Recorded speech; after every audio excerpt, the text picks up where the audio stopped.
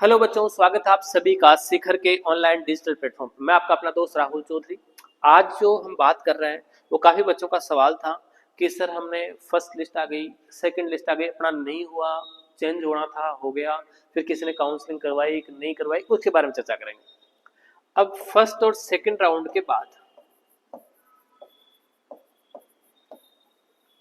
आज जो डेट है वो 17 तारीख हो चुकी है। मतलब 15 और 16 को जिन बच्चों को रिपोर्टिंग करवानी थी वो रिपोर्टिंग करा चुके हैं। उसके बाद जो बच्चे बच रहे हैं या तो उन्होंने रिपोर्टिंग नहीं करवाई है या फिर जिन्होंने रिपोर्टिंग करवानी थी वो प्रॉपर नहीं करवा पाए, सही समय पर नहीं पहुंचा। लगभग ऐसा नहीं हुआ होगा, सब पहुंच गए होंगे, लेकिन जिसको नहीं करवानी थी उसकी सीट क्या होगा क्या नहीं होगा, तो कितनी सीट खाली रही है, किसका होगा सिलेक्शन, ये पर बात करेंगे आज।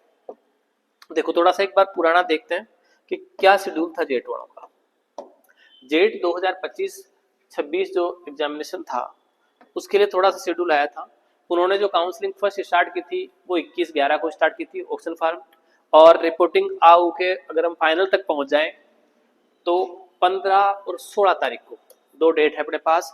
15 और 16 दिसंबर 2025 को मंगलवार और सोमवार को बच्चों ने अपनी रिपोर्टिंग करवा दी। जहां जिनको कॉलेज मिला है वहां उन्होंने रिपोर्टिंग करा दी, अपने डॉक्यूमेंट्स और रिमेनिंग जो फीस है वो जमा करवा दी और उनका एडमिशन फाइनल हो गया।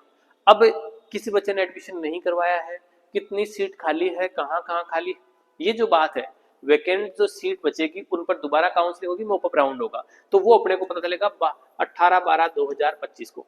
मतलब कल अपने को पता चल जाएगा कि कितनी सीट कौन से कॉलेज में खाली है, किस कैटेगरी की खाली है, वो सीट अपने पास आ जाएगी। उसके बाद अपनी कैटेगरी को देखेंगे, अपनी कैटेगरी की कौन सी जगह सीट खाली है, और उसके बाद अपने को लास्ट डेट है डिपॉजिट फीस की ऑनलाइन ऑप्शन फॉर्म भरने के लिए। तो आप 20 तारीख को जो है वो लास्ट डेट को अपने जो ऑप्शन फॉर्म है वो दोबारा फिल कर सकते हैं।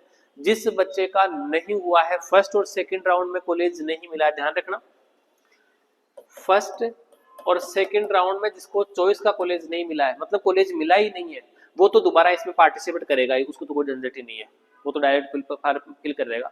जिसको कॉलेज मिल गया था उसने नहीं लिया, उसके 5,000 रुपए गए, इतना ध्यान रख।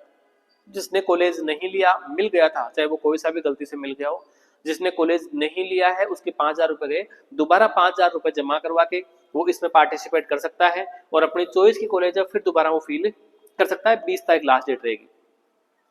प्रोविजनल अलॉटमेंट की लिस्ट जो है वो 24 तारीख को आ जाएगी, बुधवार को आपकी।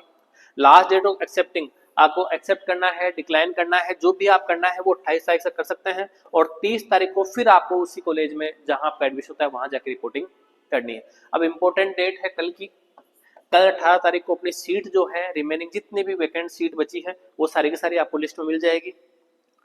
कुछ सीटें ज़्यादा भी हैं, कुछ कम भी रहेगी, कहीं नहीं भी होगी, कैटेगरी अलग अलग डिवाइड रहेगी। उसके बाद अपने को 20 तारीख मिलेगी दोबारा काउंसलिंग करवाने के लिए। जिनको कॉलेज नहीं मिला है, फीस पहले डिपॉजिट है, उनको दोबारा फीस नहीं देनी है। जिनको कॉलेज मिल गया था उन्होंने नहीं लिया, उनको जो है वो दोबारा 5,000 रुपये जमा कर काउंसलिंग करवा सकते हैं। 24 तारीख को अलॉटमेंट लिस्ट आ जाएगी, 28 को आपको एक्सेप्ट करना है, 28 तक बता रहा हूँ टिल डेट, और 30 तारीख को वापस जाकर रिपोर्टिंग करनी है। एक बार अपन ने रिपोर्टिंग की थी 15 तारीख को और दूसरी 15 दिन बाद 30 तारीख को फिर करनी है। उसके बाद काउंसलिंग का दौर जो है वो समाप्त हो जाएगा। तो ये 3 इंपॉर्टेंट डेट है, कल की डेट 18, उसके बाद 20, 24, 28 और 30। 18 तारीख को रिपोर्टिंग में आपको लिस्ट मिल जाएगी कितनी सीट वैकेंट है। 20 तारीख को आपको दोबारा फॉर्म फिल करना है, 24 तारीख को लिस्ट आ जाएगी कहाँ अलॉटमेंट हुआ है, 28 को फाइनल आपको टेस्ट देना है, फीस जमा करवानी है और 30 तारीख को जाके रिपोर्टिंग करनी है। तो ये 5 डेट है आपके सामने है। जैसे ही कल सीट आती है, सीट का मैट्रिक्स आता है, मैं मैट्रिक्स जो है पीडीएफ अपलोड कर दूंगा, आप देख लेना, उसके बारे में थोड़ी चर्चा भी करेंगे कहाँ कितनी सीट खाली है। चलो बेटा, आज के लिए एक छोटी सी इन्फॉर्मेशन थी जो बच्चे बार बार पूछ रहे थे उनके लिए। कल जो मैट्रिक सीट आती है उसके बाद हम और एक बार चर्चा करते हैं। इस बार अगर पिछली बार किसी ने गलती से फॉर्म भर दिया था, नहीं काउंसलिंग सही से हो पाई थी, तो इस बार ध्यान रखना, कोई भी समस्या नहीं है। अगर डाउट आता है तो दिए गए नंबर पे आप पूछ सकते हैं कि सर ऐसी ऐसी बात है, इतने नंबर हैं, कौन कौन सी कॉलेज लगानी चाहिए, कैसे काउंसलिंग होगी, कैसे नहीं होगी। चलो ठीक है बच्चों, धन्यवाद, जय हिंद, जय भारत।